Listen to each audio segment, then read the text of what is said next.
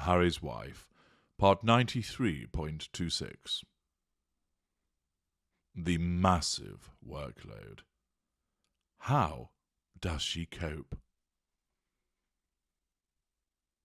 Hello, I'm H.G. Tudor. I think it's time that you all started to exhibit some emotional empathy for Harry's wife. She has it tough, you know. It's not easy. After all, if we bastardize what Tammy Wynette once told us, sometimes it's hard to be a bananatarian, giving all your love to just one cause.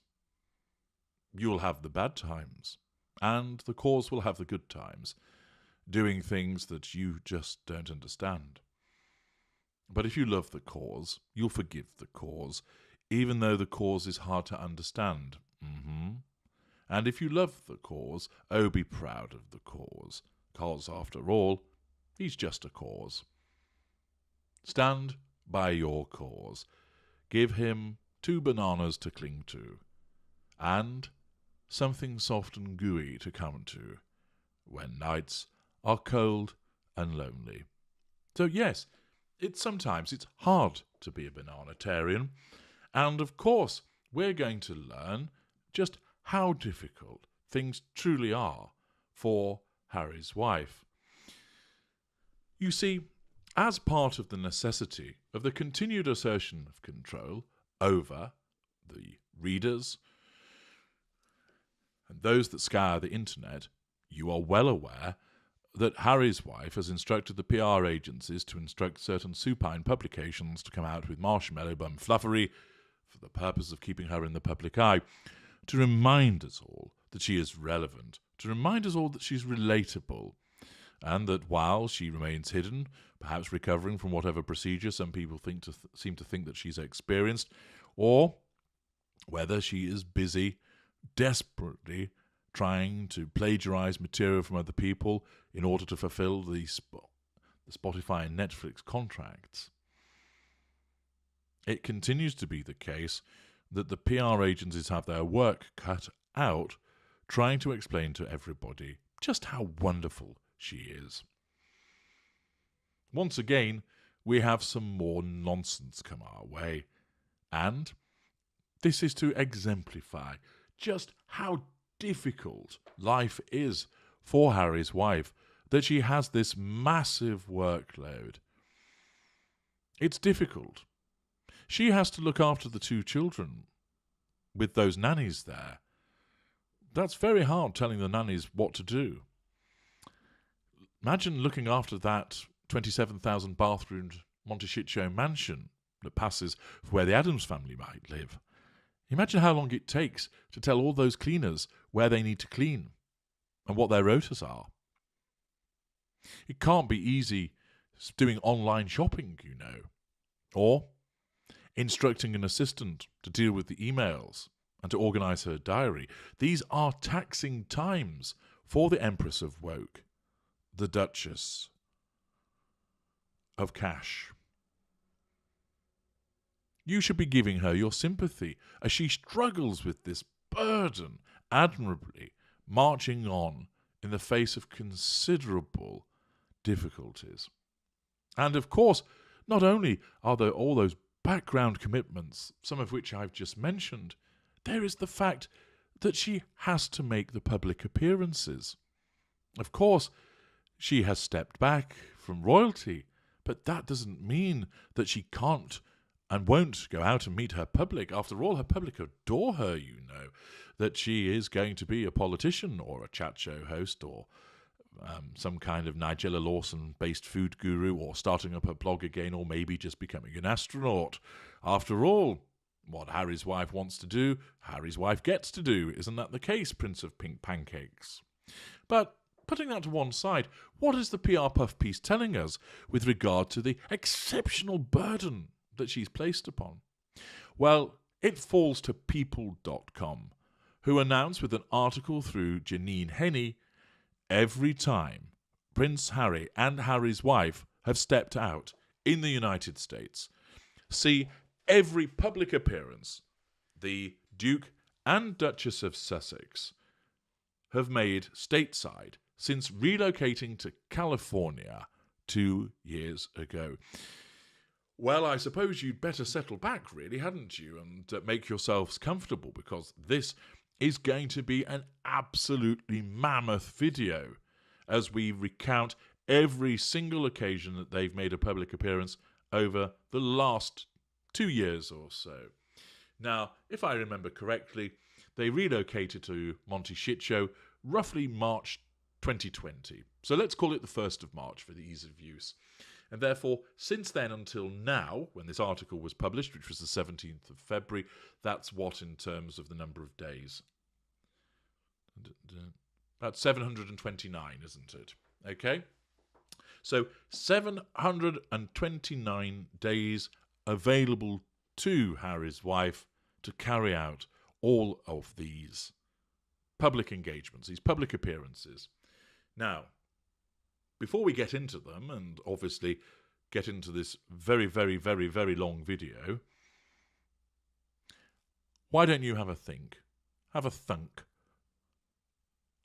How many public engagements do you think that she has engaged in? How many public appearances do you think that she's made, given that there are 729 days at her disposal? Maybe you think it's 729. Maybe there's some days, of course, you've recognised she hasn't been anywhere, so perhaps it's closer to 500. Maybe you're thinking, well, one day on, one day off, so somewhere in the region of about 370, something like that, perhaps, 365. Maybe you think that, well, include the weekends as well, she's not doing much then. Let's take it down to about 150. What do you think? Well, jot it down on a piece of paper to see if you're right, because I'm going to take you through the very arduous public appearance workload of Harry's wife. Here you are. In November 2020, the Sussexes honour the fallen, and they paid their respects at the Los Angeles National Cemetery in honour of Remembrance Day in the United Kingdom. So if you've put 729, I'm sorry you failed, because already, basically between March 2020 and November 2020, there were sweet fuck all appearances. After that, there was some community outreach which occurred, and Harry's wife helped answer questions for an event goer while Harry packed up supplies behind her. Of course, getting the chimp officer to do the monkey business of the heavy lifting while she just stands there chatting, leaning into her vehicle. I dare say there are some of you who have unkind minds who see a different scenario of her stood by the curbside talking to somebody in a car who is about to offer her some money. Thereafter, in the fall of 2020, oh baby to baby, the couple helped Los Angeles kids head back to school, pack up backpacks of supplies and fit them properly for a baby-to-baby event. After that, they were engaged in some quiet volunteering as the duo made giving back to their new community a priority. They'd been spotted handing out backpacks at a back-to-school drive for baby-to-baby, distributed food at a veterans event, delivered meals to high-risk people, and sent lunch to volunteers on Martin Luther King Jr. Day. Following on from that, we find that Harry gave an impassioned speech about the importance of vaccine equity amid the COVID-19 pandemic in a speech at the Global Citizens Vax Live, the concert to reunite the world in Inglewood, California. He explained, "This pandemic cannot end unless we act collectively with an unprecedented commitment to our shared humanity. The vaccine must be distributed to everyone, everywhere," he said in part. "We cannot rest or truly recover until there is a fair distribution to every corner of the world." It appears that Harry's wife didn't attend that one, but in essence she would be there directing him, no doubt with firm instructions as to what to do and not to drool, etc. We then learn that they remembered 9/11, and the couple kicked off their multi-day visit to New York City with the quasi-royal tour, with a visit to One World Observatory at the World Trade Center in September, weeks after the 20th anniversary of the September 11th terror attacks. There, they met with Mayor Bill de Blasio and Governor Kathy Hochul. Following on from that, on the same trip, we found that they were advocating at the UN, although I thought they were actually being ushered out of the UN, having been rumbled taking recording equipment in there. Then, another public appearance. There's no stopping them now. Harry's wife on the march. She has a local lunch and decides to channel the essence of Chairman Mao, a Teletubby and the Bouncing Berry of Harlem, as restaurateur Melba Wilson hosted Harry's wife and Harry at her Melba's Harlem restaurant, where they sampled a lot of my favourite things on the menu and chatted with other patrons. They really are among the nicest people I've ever met, Wilson was instructed to say after the visit. Following on from that, there is, of course, everybody's favourite attendance at school, as Chairman Mao turned up to read something called The Bench, and Harry's wife had the opportunity to read from her children's book, The Bench, to a group of second-grade students, which included Harry being made to sit on the mat. Then there was a day in Harlem, as the couple joined NYC School's Chancellor, Misha Porter, at PS 123 Mahalia Jackson School in Harlem, to promote early literacy. The couple was given a tour of the student by two student ambassadors. Are you keeping count of all of these encounters, I wonder? Don't worry, your glorious narrator will help you with that if you've been overwhelmed by the sheer workload that Harry's wife has been exhibiting. Next, an important mission, the People.com tells us, that the Sussexes spoke together on the stage at the Global Citizen Live concert in Central Park in September, where Harry appeared with Fridge by Valentino. Then, also in November, the Duchess of Sussex opened up about her push for paid family leave at the New York Times Dealbook Online Summit. She explained that paid leave, from her standpoint, is just a humanitarian issue, rather than, of course, her meddling in politics, which she's not meant to do.